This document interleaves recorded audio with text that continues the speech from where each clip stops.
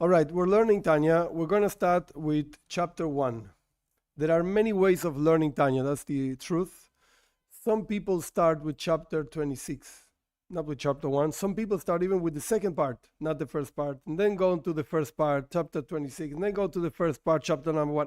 There are many ways of learning this book, depending on the public, depending on the level of the public, what they're looking for. But as I understand this class, let's start with the chapter 1. Some things are going to be easy to understand, and some things are going to be difficult. The Alter Rebbe, who's the author, is going to, the whole first page, basically, is questions. Questions and more questions, and is going to drive us basically crazy, trying to understand where is he going. So I'll say very, very briefly outside where the Alter Rebbe is going, and then we're going to start learning the questions and the possible answers. But the truth is that all of these questions are only going to start being answered, and I mean start being answered because not the definite answer, only in chapter 10, 11, 12. Then the Alter Rebbe starts answering. Oh yeah, that did I mention this and that? So you have to have patience, and you have to understand that there are questions that need introductions. So that's what Alter Rebbe is going to do.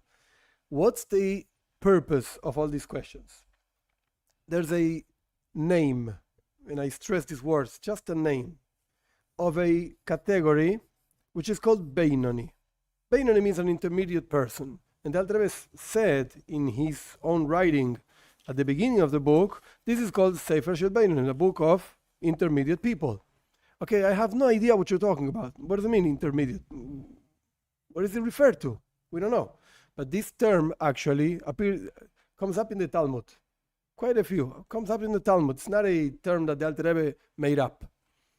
So we have to understand what this is, what this guy is, what this guy thinks, how does he feel, how does he live his life, like everyday life. What's a Beinonim? If you wrote a whole book, like the Alter Rebbe, you wrote a whole book for this type of guy, so explain to me, what is it?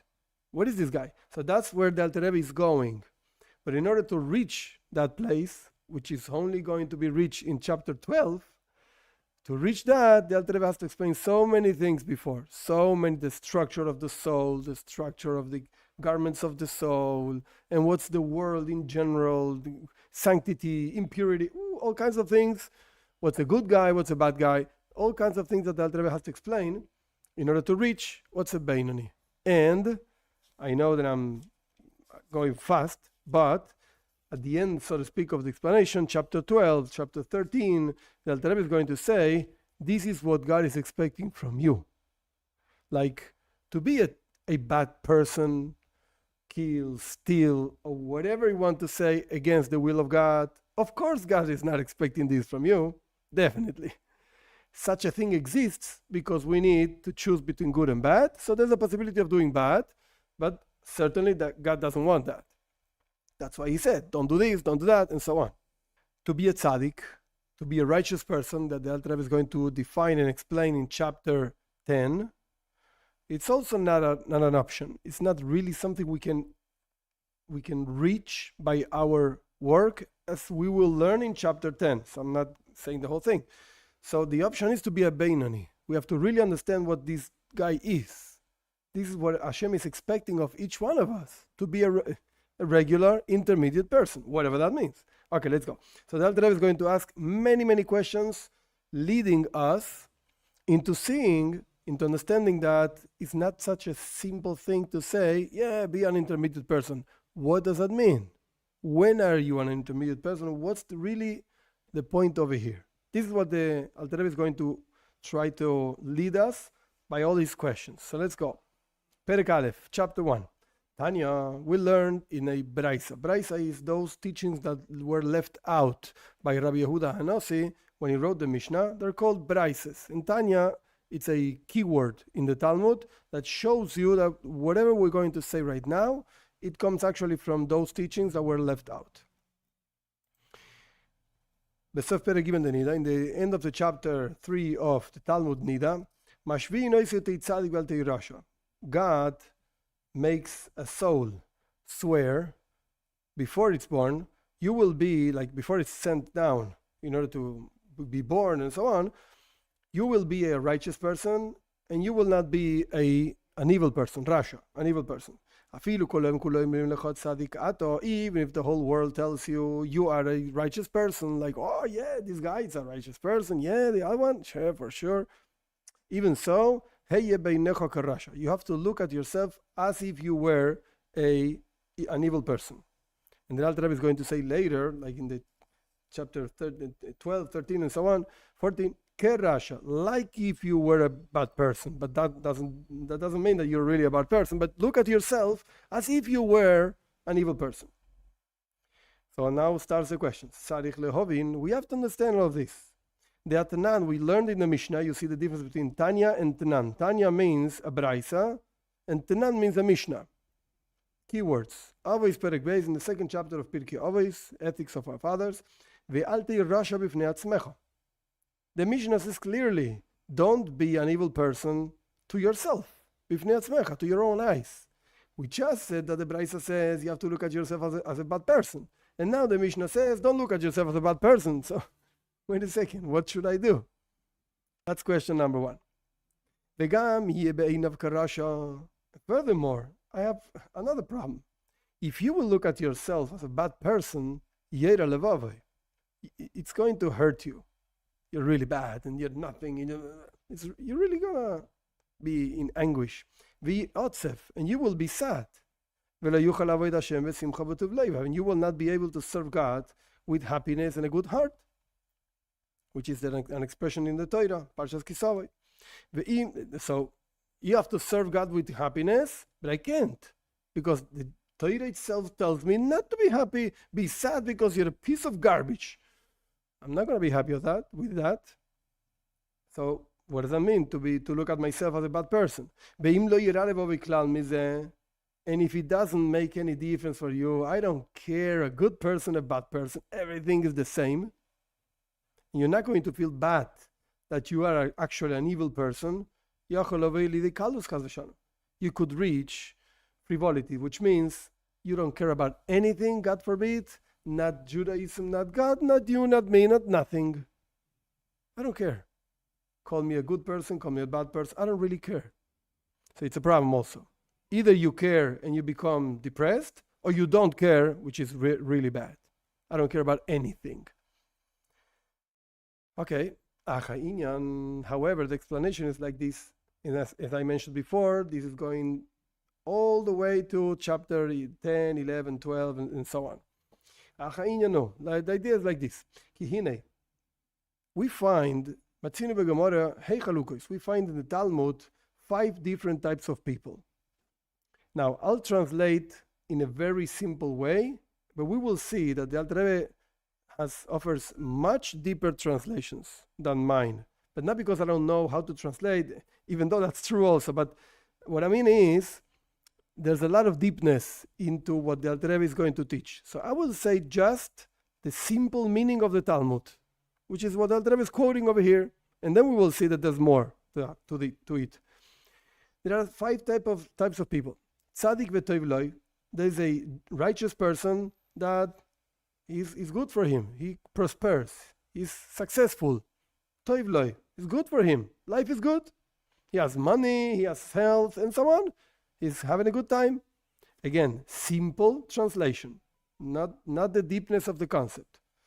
Then you have a tzaddik v'ralo. You have a righteous person that is really bad for him. Life is difficult. He has sicknesses and poorness, etc., etc. He's a righteous person, but he's not really having fun out of life. You have a rasha v'toivloi.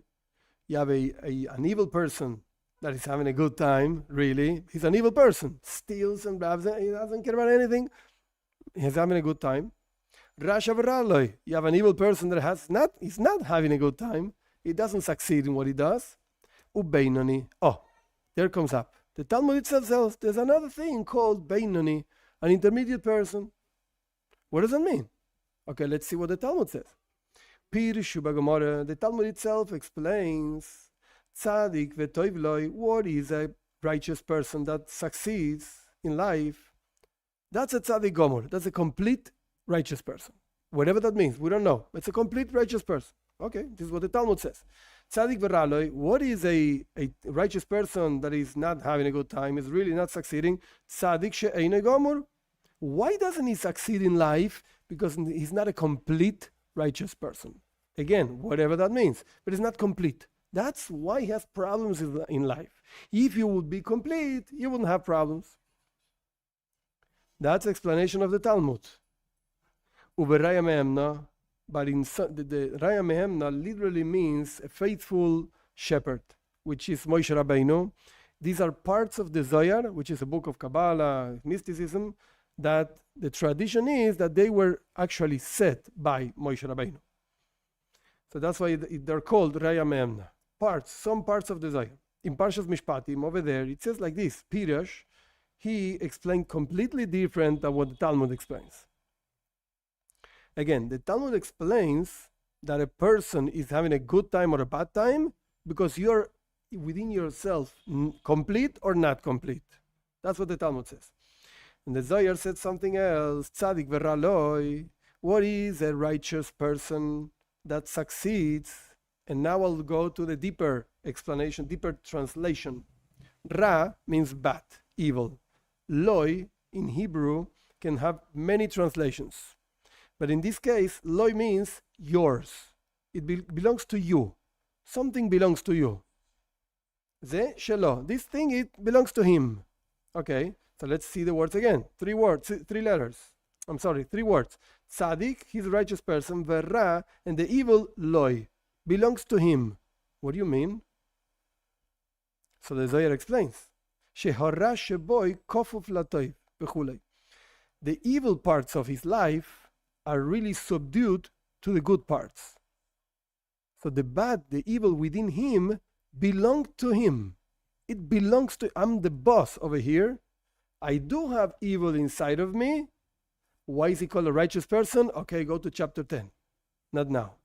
But he does have evil things within him, but those evil parts belong to him. I'm the boss. I manage them. I do whatever I want with them. They're there. And for some reason, I can't take them out. But I'm the boss. They don't control me. I control them. That's what the Zohar says. So the Gemara said, the Talmud said that this guy is not complete. That's why he has problems, so to speak. And the Zohar is giving a completely more profound deeper explanation. He is the boss of whatever evil he has inside of him.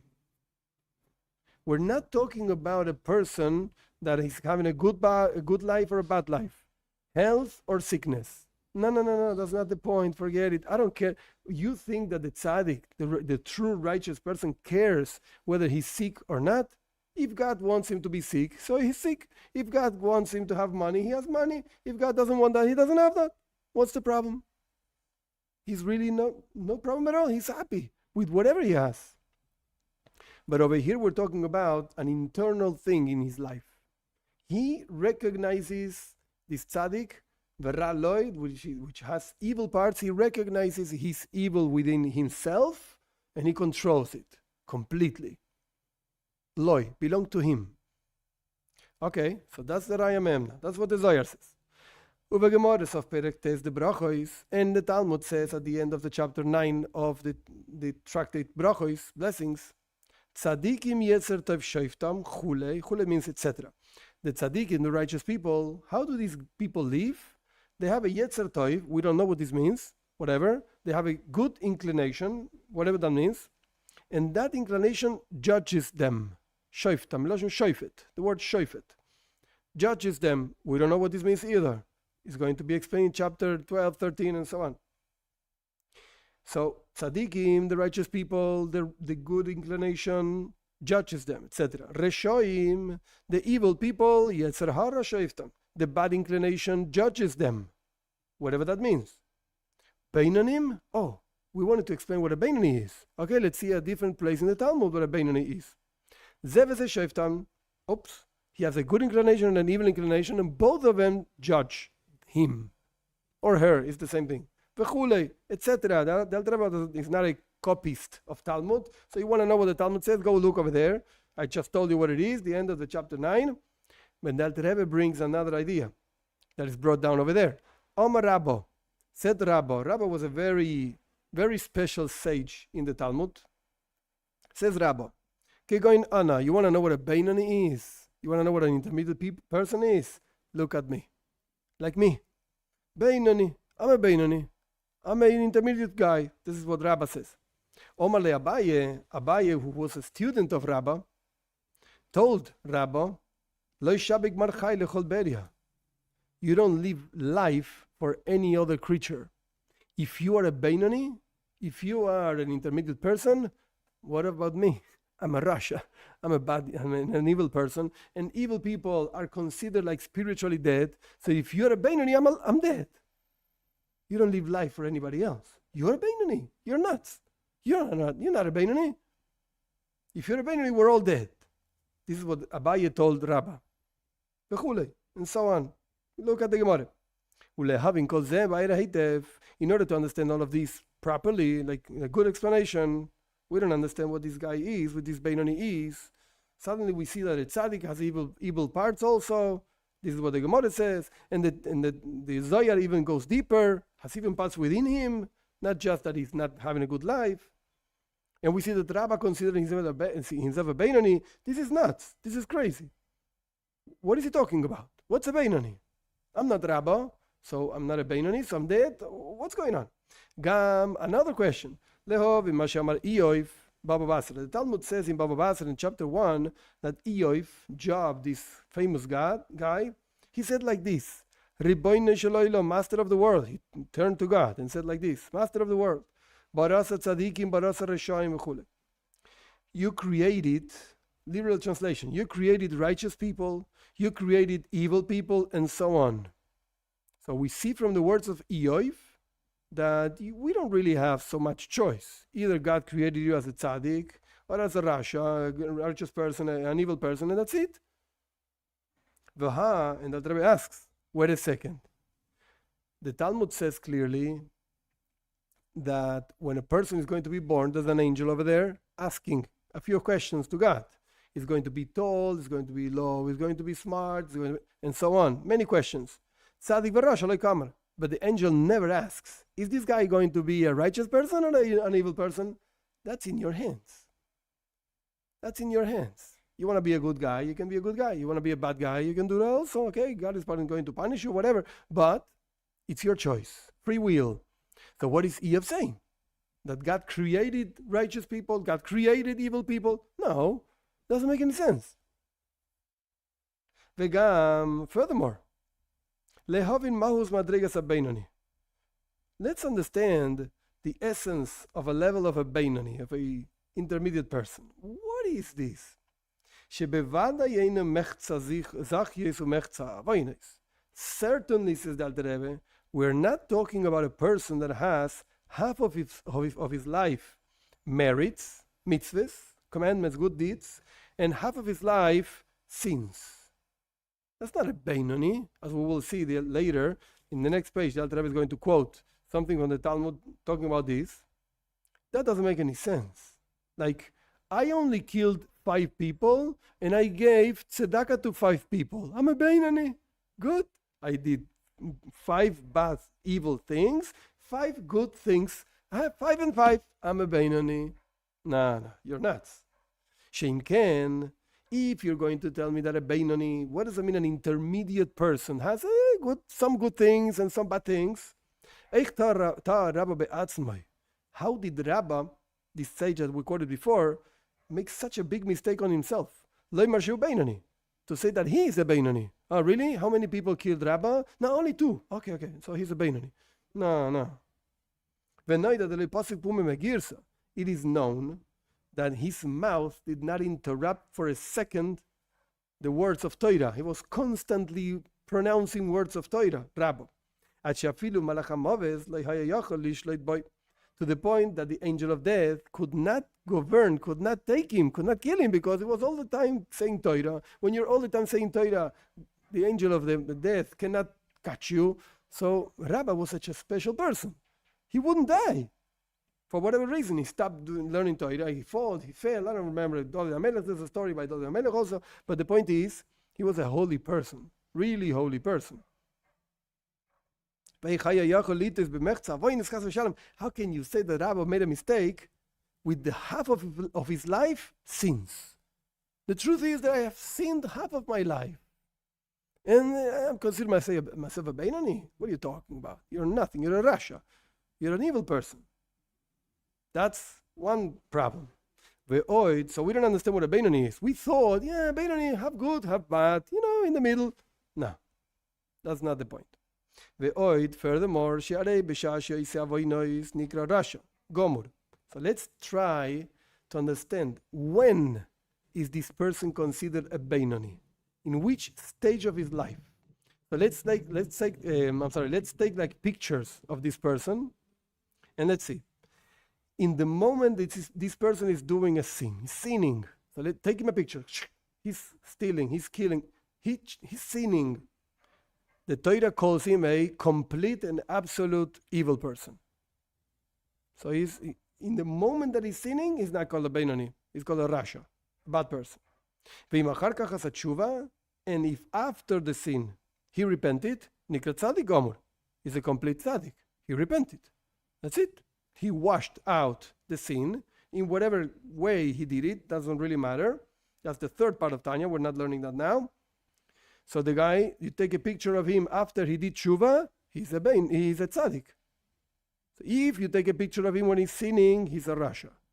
If you take a picture of him after doing tshuva, he's a Beinonim. And all the time that he did not do tshuva after he sinned, he's a rasha. So when is he a Beinonim? Let's take another possibility. Let's say that this guy respects, so to speak, honors what the Torah says, but what the rabbis say, the rabbis say whatever things. I don't care about the rabbis. The rabbis say too many things. So let's say that this guy, Beinonim, he respects the Torah, but not the rabbis. Let's call him a Beinonim. Says the Alter Rebbe, no, look, even in the moment that a person is sinning with something very easy, so to speak, very simple, that our sages instituted, Mikre Rasha, that's also called an evil person. As it's written down in the second chapter of Yevamos, it's tracted in Talmud, and also the first chapter of Nida. I should have made a note before, but I'll say this now. I think it's okay anyway. In the Tanya, and also this happens in so many other books, Chassidus, not Chassidus, doesn't make a difference. In Tanya, when we quote a verse, that's true. That's it. You cannot say anything about that. When we quote a phrase of the Talmud or a phrase of Rashi, of some of our sages, what is called our sages, that's a proof already. So I don't have to, like that Rebbe is saying, I don't have to explain to you that the Talmud in Yevamos might be wrong, but it's true. Nah, forget it. It's written over there. That's true. That's it. It's a proof. It's already a proof. So if the Talmud in Yevamos, whatever that means, doesn't really matter, it's a tractate, calls a person that transgresses a rabbinical prohibition or a rabbinical word and so on a rasha, that's it. He's a rasha. He's an evil person. No need for more explanation. That's why the Alter Rebbe doesn't even stop to say, you see, the words are, no, I don't care. It's written over there. Go look. That's it. Proof. The same thing happens with the Zohar. If the Zohar says something, Pirkei Avos, he brought before, the ethics of our fathers, they say this, that's it. It's true. Complete true. No more need to elaborate on that. So, we cannot say that a Beinonim is a person that transgresses rabbinical prohibitions. He's called a rasha also, an evil person. Even if a person has in his power, in his hands, literally, but in his power, to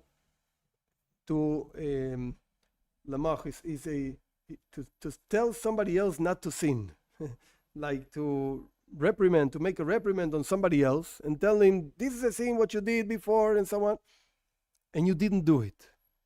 So let's call a Beinonim, let's say this guy keeps the whole written Torah, the whole oral Torah. He's saying Torah the whole day, like Rabbi, constantly pronouncing words of Torah, but he saw somebody sin and he didn't do anything. He didn't say anything. You should have gone to this person and say, hey, don't do this, it's a sin and so on. But this guy didn't do anything. So let's call this type of guy a Beinoni. So you see how the Alter Rebbe slowly starts putting up a Beinoni. Up and up and up. Based on what? Based on Rabbi. Rabbi called himself a Beinonim. So wait a second, a Beinonim probably looks like Rabbi. Probably looks like him.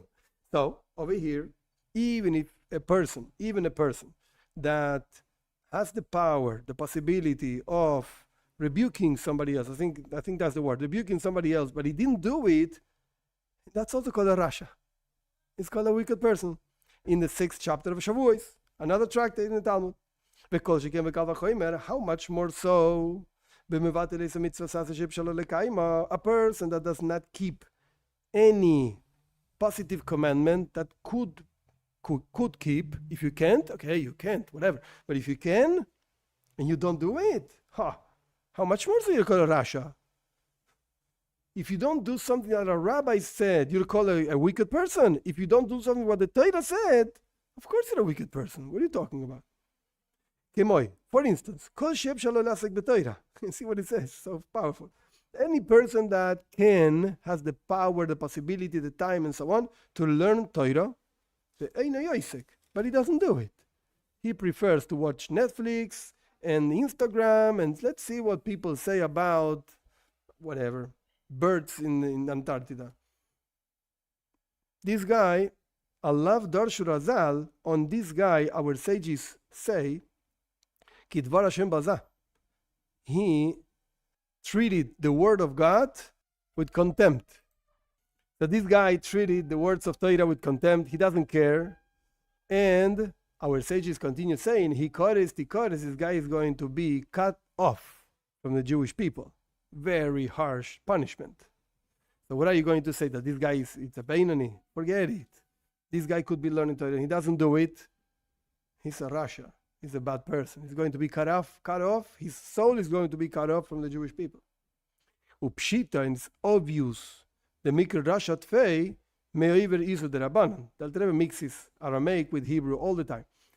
And it's obvious that this guy that treated the Torah with contempt, he doesn't care about it, he doesn't learn it, and so on, is called more an evil person than a person that transgresses the prohibitions of our sages, because you're transgressing the Torah.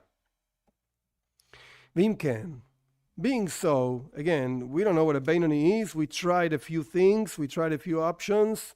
Maybe this guy doesn't keep the rabbinical commandments. Maybe this guy doesn't rebuke. Maybe this guy, no. It doesn't work. Definitely, you're forced to say that whatever a Beinonim is, this intermediate person is, he doesn't even have the sin of not learning Torah. He's constantly learning Torah. Otherwise, he's not a Beinonim. That's why Rabbi made a mistake on himself, saying that he is a Beinonim. And that Rabbi is not explaining over here. He's going to explain later in the 10th chapter 13, I think 12 or 13. The Alter Rebbe explains that the Rabbi did not stop learning Torah, not even to analyze, what am I? What do I care? What am I? I just have to learn Torah. So he continued learning Torah. He didn't even stop. Now, there's a note over here. There are quite a few, not so many, but quite a few notes the Alter Rebbe brings in Tanya all over the place. So over here, there's a note by the Alter Rebbe on these words, so to speak, that Rabbi did not stop learning when he was and that's why he considered himself a Beinonim, because he didn't even analyze the thing too long. Now, the note, it's kind of cryptic, and there are a few explanations what the Alter Rebbe meant, but we're going to read it like in a very simple way. The note says like this: in Zohar, again, in mysticism, Kabbalah, whatever, it's written over there in the 3rd part, or whatever, in the page over there. Somehow in the Zohar, somebody said, I don't remember exactly what the name of the rabbi is, what's a Beinonim? They also asked the same question that we're asking over here. What's a Beinonim? And the answer was, any person that has few sins. memu'atim, me'at, very few sins. Oy, it's really different than what we're saying right now. Etc. says Alter Rebbe. Go look in the Zohar. And Alter Rebbe explains like this. He shailas Rav Amnuna leEliyahu. This is precisely the question that Rav Amnuna, one of the main characters over there in the Zohar, Rav Amnuna is asking Eliyahu, Prophet Elijah, Eliyahu Hanavi, he's asking it precisely this question. Hey, a Beinonim is somebody that has very few sins? Sounds so strange. This is precisely the question Rav Amnuna was asking Eliyahu. Aval, lefi tshuvas Eliyahu sham, if you look at the answer Eliyahu gave him over there, Pirush Tzadik Verra Loi, the explanation of a person, a righteous person, that has evil to him, is the same answer that we brought before in the name of Ramemna, a different part of the Zohar, in Parshas Mishpatim, that we brought it before. So, apparently, what Alter Rebbe wants to say is, okay, there's a question over there in the Zohar, basically asking the same question I'm asking over here. They gave an answer, but you know what? Shivim panim la Torah. That's why he finishes like this. The note finishes like this. There are 70 faces to the Torah. So there might be different answers, but I'm not going in that path of that answer. I'm going in a different path. Now it continues. Having said all of this, we don't know what a Beinonim is. However, we do have a definition of a Beinonim, which is basically the first option we offered, that maybe has half merits and half sins. That's why it's called intermediate. So let's see. Why is that actually called a Beinonim? It doesn't make any sense according to what we defined up to here.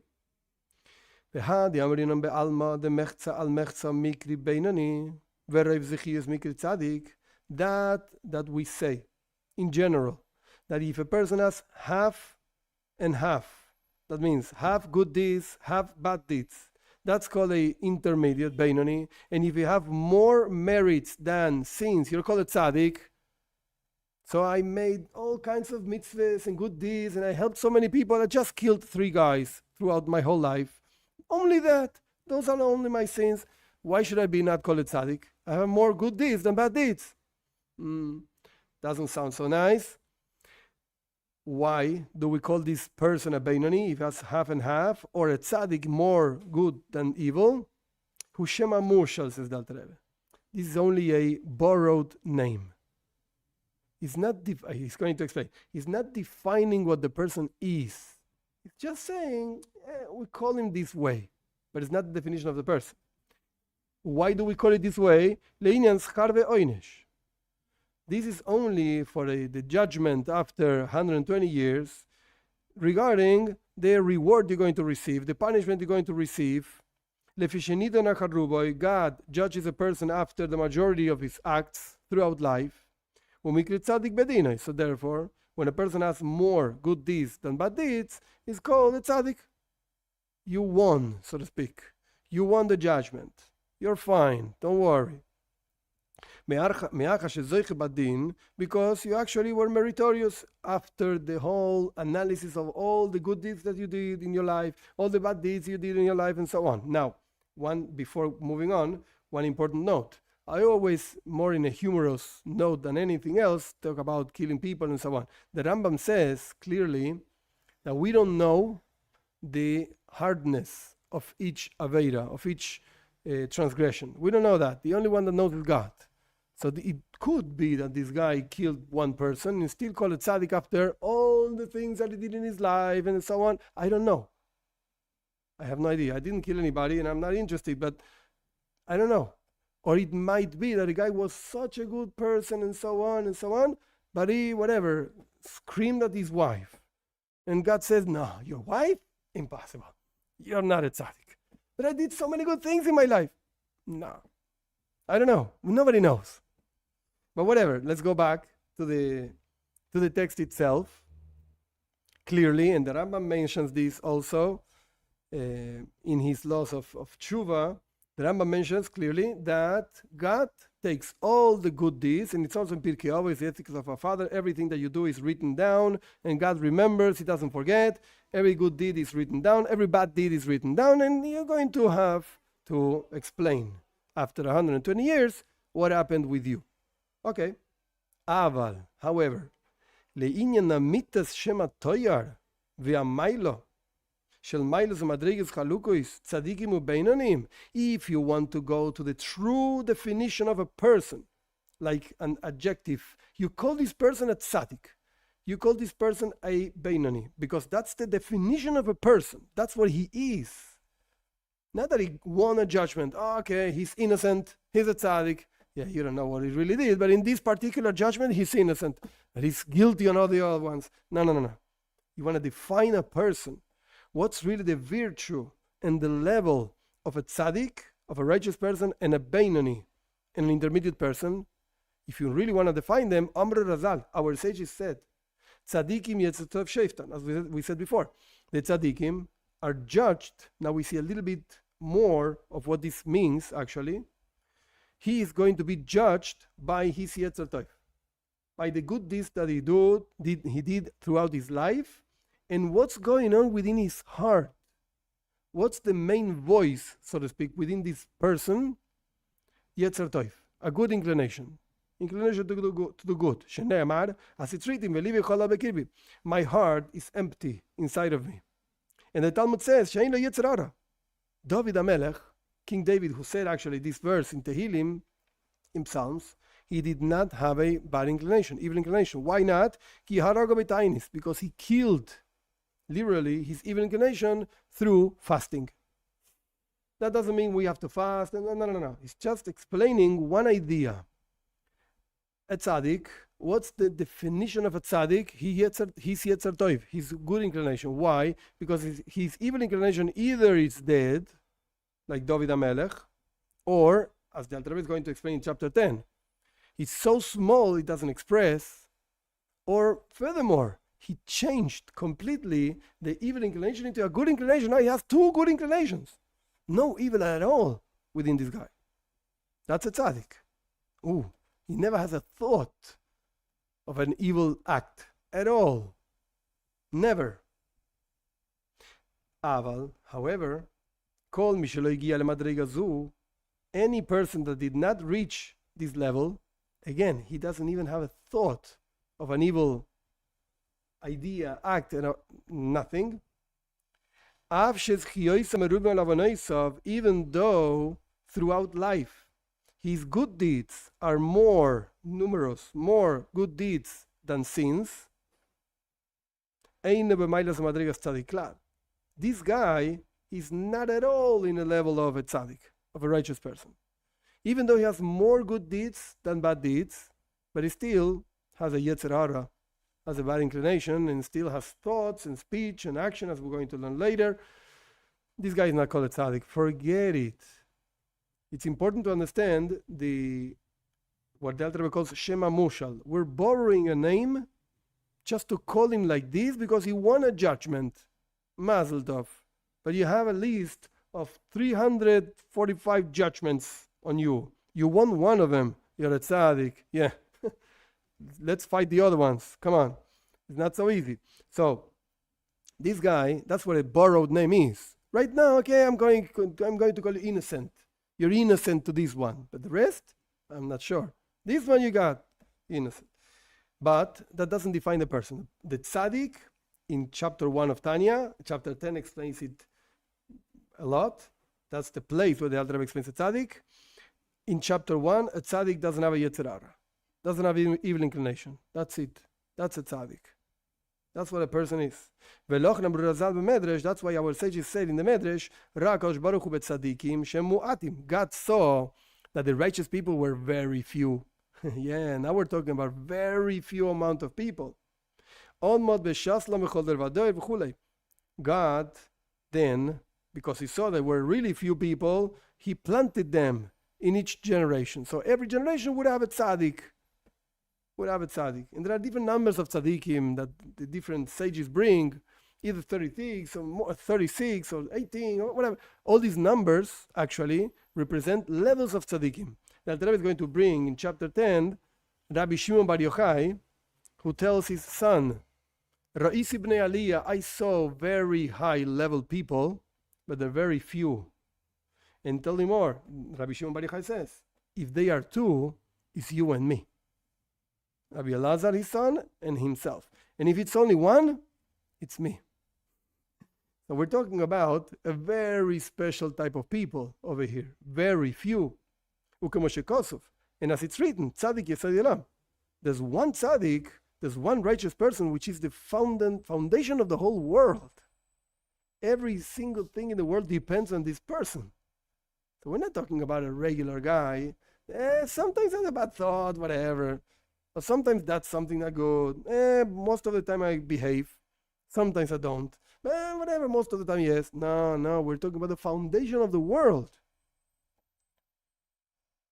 And why does the Alter Rebbe bring this? There's another story in the Gemara in Tainis, that all the world is sustained by Hanina B'ni, because of Hanina.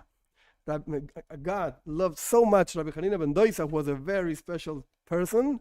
God loved him so much, that's what the Talmud says. He said, the whole world lives thanks to Hanina. So we're talking about a very special guy. Now, what did we learn up to here? We learned that we have many questions. We don't know what a tzaddik is. We don't know how a person should look at himself. Am I a good guy? Am I a bad guy? In one place in the Torah says you should look at yourself you should not look at yourself as a bad guy. The other place says, look at yourself as a bad person. We're not understanding what's going on. We found out there are 5 categories: 2 of tzaddikim, righteous people; 2 of rishoim, evil people. There's a Beinoni over there. We thought the Beinoni was a half and half, and everybody can be a Beinoni. It's so easy. No. Suddenly the Beinoni is like Rabbi. He doesn't stop learning Torah the whole day, and he does everything fine. We don't understand when is this guy called a Beinoni, because if he's sinning, he's a Rasha, he's an evil person. If he's doing a mitzvah, he's a tzaddik. So I don't understand. When are you a Beinoni? So, and we're left basically with the idea that definitely tzaddikim are very few, very hard level to reach. And the Alter Rebbe is going to say in chapter 10, you can't even reach this. Nobody can reach this unless God gives you a gift. That's his problem. But what's your mission, so to speak? To be a Beinoni. That's why he wrote a whole book of Beinonim, of intermediate people.